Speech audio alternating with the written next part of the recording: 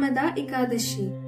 इस साल कामदा एकादशी का व्रत 12 अप्रैल 2022 को मनाया जाएगा।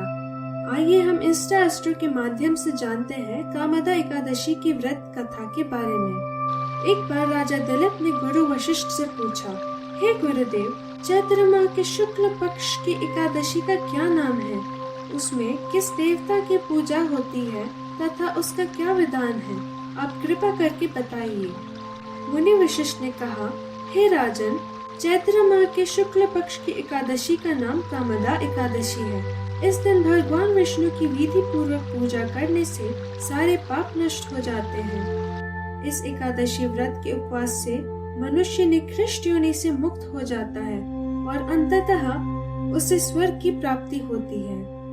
अब मैं इस एकादशी का महात्म्य सुनाता हूँ, ध्यान पूर्वक सुनो। प्राचीन काल में भागीपुर नामक एक नगर था, जिस पर पुंडरिक नाम का राजा राज्य करता था। राजा पुंडरिक अनेक ऐश्वर्यों से युक्त था। उसके राज्य में अनेक अप्सराएं, गंधर्व, किन्नर आदि वास करते थे। उसी नगर में ललित और ललिता नाम के गायन विद्या में पारंगत गंधर्व स्त्री पुरुष अति संपन्न घर में निवास करते थे। उन दोनों में इतना प्रेम था कि वे अलग हो जाने की कल्पना मात्र से ही व्यथित हो उठते थे। एक बार राजा पुंडरिक गंधर्वों सहित सभा में विराजमान थे। वह गंधर्वों के साथ ललित भी गायन कर रहा था। गायन करते करते अचानक उसे अपनी प्रियतमा ललिता का ख्याल आ गया, जिसके कारण वह अशुद्ध गायन करने लगा। नागराज ककोटक ने राजा पुंडरिक से उसकी शिकायत की। इस पर राजा को भयंकर क्रोध आया और उन्होंने क्रोधवश ललित को श्राप दे दिया। अरे नीच, तू मेरे सम्मुख गायन करते हुए भी अपनी स्त्री का स्मरण कर रहा है। इससे तू नरभक्षी दैत्य में अपने कर्म का फल भोग। ललित गंधर्व उसी समय राजा पुंडरिक के श्राप से एक भयंकर दैत्य में बदल गया। इस तरह राक्षस बन जाने पर वह अनेक दुख भोगने लगा। अपने प्रियतम ललित का ऐसा हाल होने पर ललिता अतः दुख से व्यथित हो उठी। वह अपने पति के उद्धार के लिए विचार करने लगी कि वह किस तरह से अपने पति को इस नरक तुल्य कष्ट से मुक्त कराएगी। राक्षस बना ललित घोर वनों में रहते हुए अनेक प्रकार के पाप करने लगा। उसकी स्त्री ललिता भी उसके पीछे पीछे जाती और उसकी हालत देखकर विलाप करने लगती।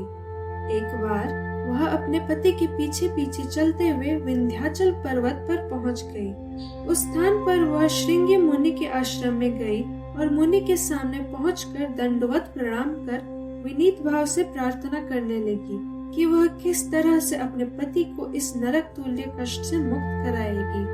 समस्त वृत्तांत सुनकर मुनि श्रृंगी ने कहा, हे पुत्री, चैत्र माह के शुक्ल पक्ष की एकादशी का व्रत करने से तुम्हारा पति राक्षस योनि से मुक्त हो जाएगा।